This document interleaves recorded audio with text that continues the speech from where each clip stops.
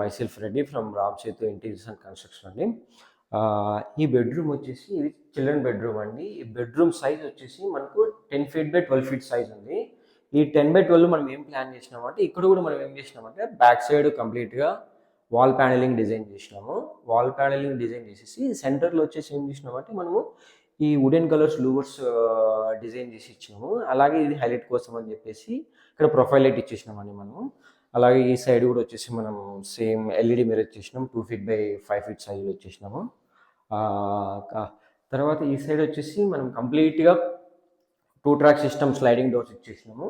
అలాగే ఈ సైడ్ వచ్చేసి మనం ఓపెనబుల్ డోర్స్ ఇచ్చేసినామండి.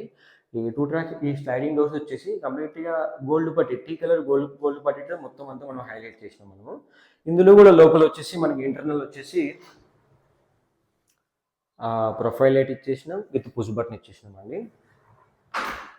బట్ ఈ రూమ్ వచ్చేసి మనం కంప్లీట్గా ఏదర్ వాల్కి కానీ లేకపోతే ఈ స్లైడింగ్ ట్రాక్ కానీ మనం కంప్లీట్గా లైట్ కలర్ సెలెక్షన్ చేసుకున్నాం. ఎందుకంటే మాస్టర్ బెడ్రూమ్తో కంపేర్ చేసుకుంటే ఇక్కడ చిల్డ్రన్ బెడ్రూమ్లో వచ్చేసి మనకు కొద్దిగా లైటింగ్ చాలా తక్కువ. సో కస్టమర్ మనకి ఏమడిగిందంటే నాకు లైట్ ఈవెన్ చీకటిగా ఉన్నా కూడా కొద్దిగా లైటింగ్ మంచిగా కావాలని అడిగాను. సో ఆ ఉద్దేశంతో ఏంటంటే కలర్స్ అన్ని లైట్ కలర్స్ సెలెక్షన్ చేసుకున్నాము.